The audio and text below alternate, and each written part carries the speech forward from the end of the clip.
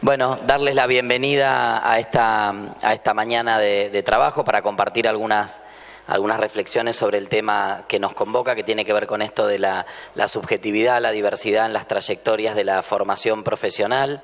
La Subsecretaría de Políticas de Diversidad Sexual, que tengo a cargo en este momento, es el área dentro del Gobierno de la provincia de Santa Fe que tiene como objetivo trabajar por la igualdad y no discriminación del colectivo de lesbianas, gays, bisexuales, personas trans y personas intersex. Y no es la primera vez que trabajamos en conjunto con formación profesional. De hecho, en algún momento, en el inicio de la gestión, nos propusimos abrir algunos cursos, capacitaciones, trayectorias de formación profesional para personas de colectivo trans, que son las que dentro del colectivo de la diversidad sexual tienen la mayor cantidad de dificultades para el acceso al empleo y la inserción social. Y la verdad que tuvimos experiencias muy interesantes, fundamentalmente en la ciudad de Santa Fe. ¿Y por qué para nosotros es importante poder abordar esta temática específica con ustedes? Creo que en líneas generales en todo lo amplio que implica la inclusión de la diversidad, pero puntualmente en materia de diversidad sexual. Porque ustedes saben que Argentina es un país que en los últimos años ha avanzado muchísimo en materia de legislación que protege y garantiza derechos para el colectivo de la diversidad sexual. En el año 2010 el Congreso de la Nación aprobó la Ley del Matrimonio Igualitario, que permite que dos personas del mismo sexo podamos contraer matrimonio en iguales condiciones, con los mismos derechos y responsabilidades que una pareja heterosexual. También en el año 2012 se aprobó en el Congreso de la Nación la Ley de Identidad de Género, que reconoce el derecho a la identidad de las personas del colectivo trans, que son aquellas personas que, habiendo nacido con un género, habiéndoseles asignado un sexo de acuerdo a una característica biológica como es la genitalidad, en el trayecto de su construcción de identidad van sintiendo y expresando un género diferente. Estas personas, que son alrededor de 1.400 en la provincia de Santa Fe, 870 de las cuales han accedido al derecho y al reconocimiento a la identidad, venían siendo ignoradas, ¿no? Invisibilizadas por el Estado, que ni siquiera les reconocía el derecho a la identidad, y mal podíamos promover la inclusión y los derechos a un colectivo que para el Estado no figuraba, no tenía existencia real.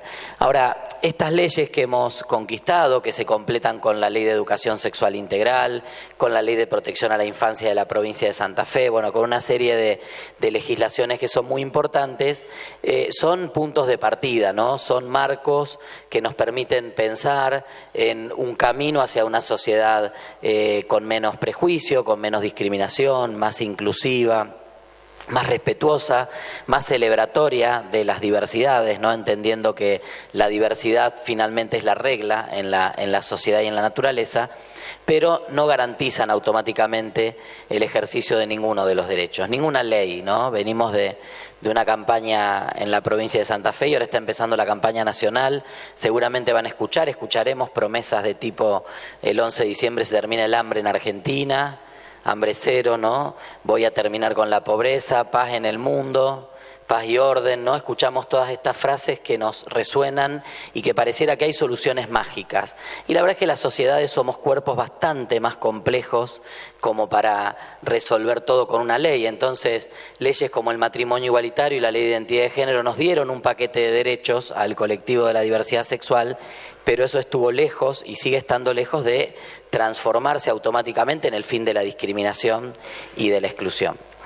Y ahí, en ese puente que tenemos que cruzar entre lo que llamamos la igualdad legal y la igualdad real, la educación juega un rol fundamental, porque es la herramienta que tenemos las sociedades para ir transformándonos, para ir cambiando, para ir modificando el trayecto que venimos recorriendo.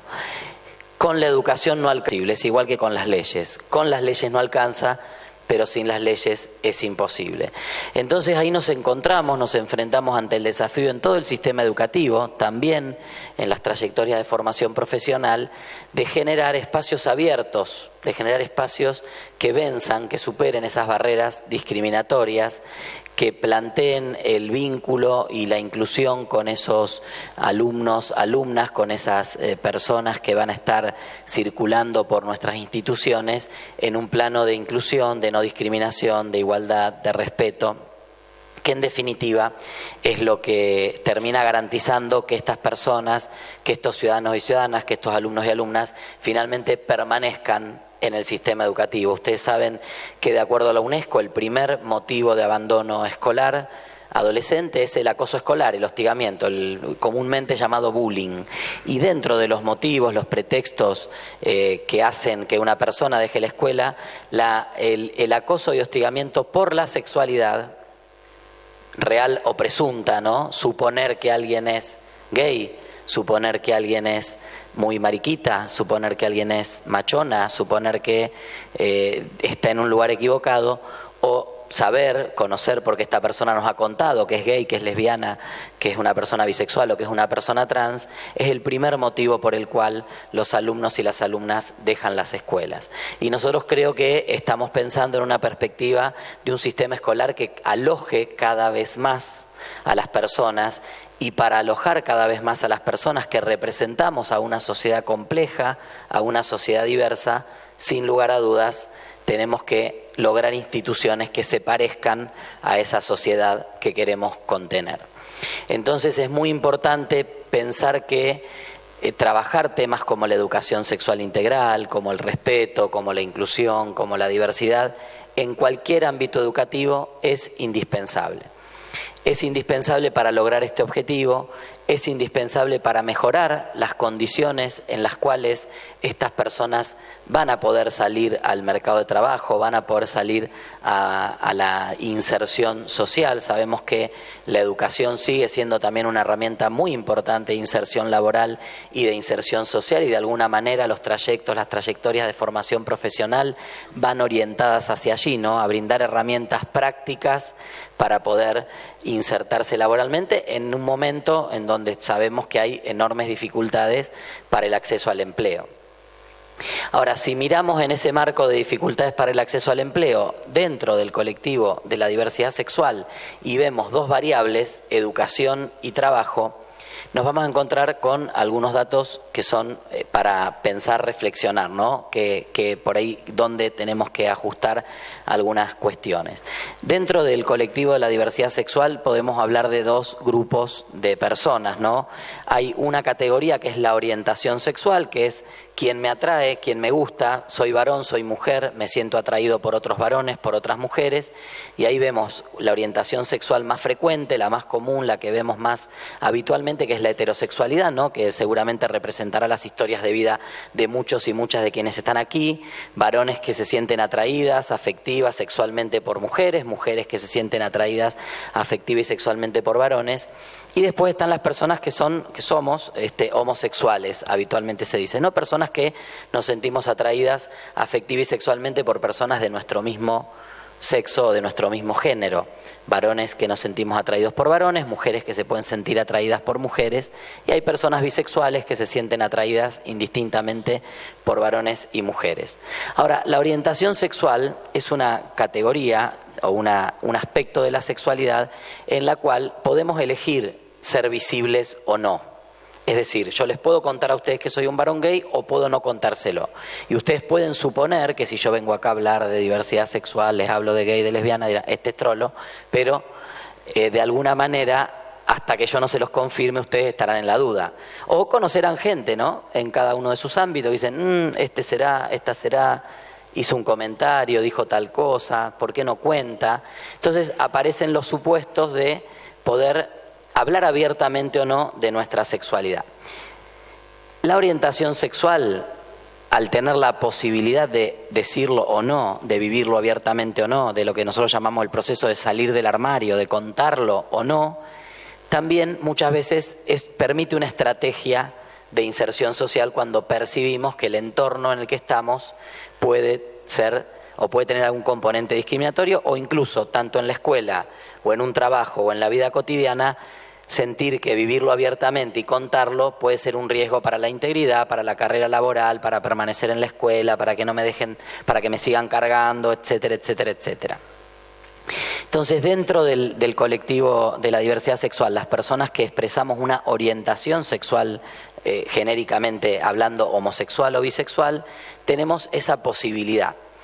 Y por tanto, nuestra inserción en el ámbito escolar, laboral, etcétera, es relativamente más fácil porque podemos ser invisibles, ¿no? Hasta que en algún momento decidimos visibilizarnos.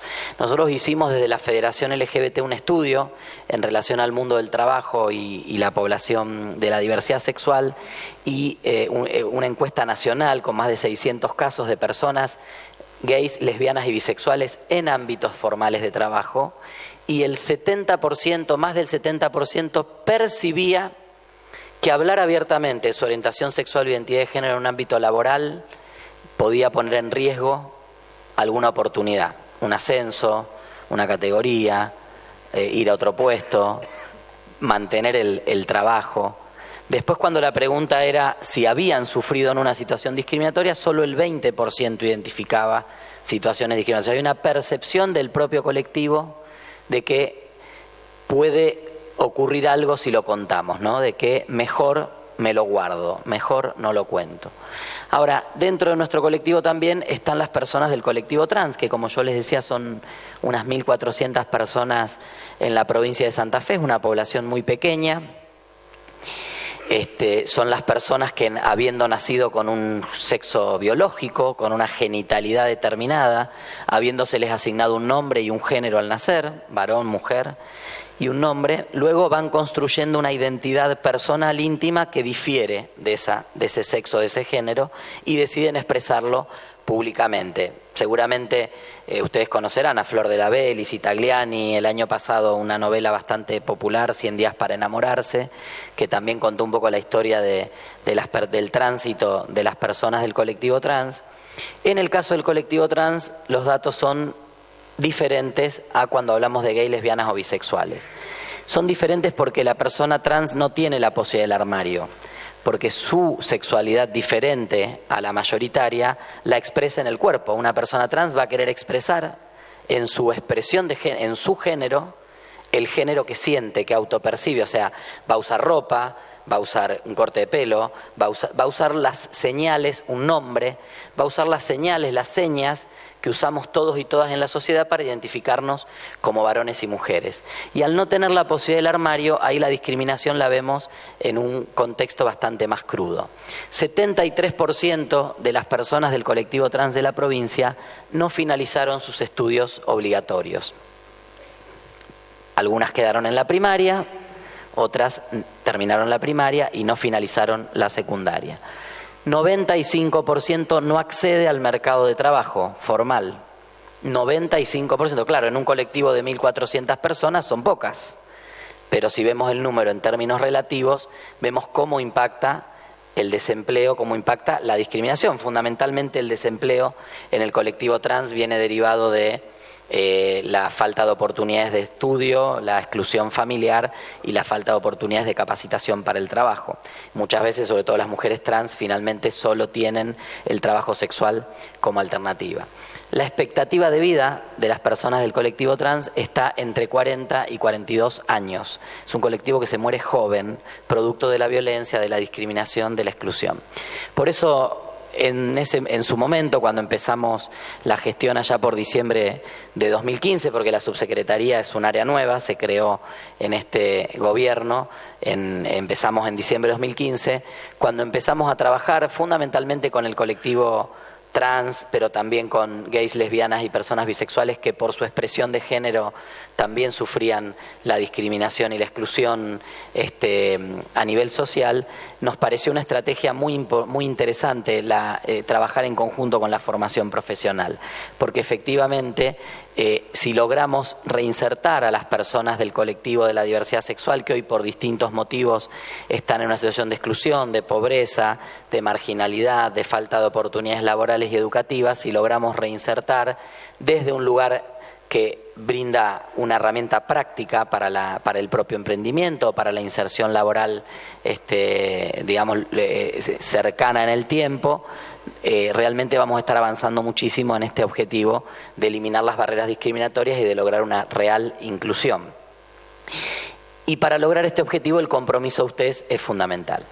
Y es fundamental porque muchas veces, por motivo de la discriminación, de la exclusión, por una historia que viene de mucho tiempo, las escuelas, los espacios escolares, los espacios estatales son casi los únicos espacios en los cuales muchas personas del colectivo de la diversidad sexual pueden transitar libre y abiertamente, pueden expresar su sexualidad sin ningún tipo de problema, y esto determina también, por supuesto, la inclusión.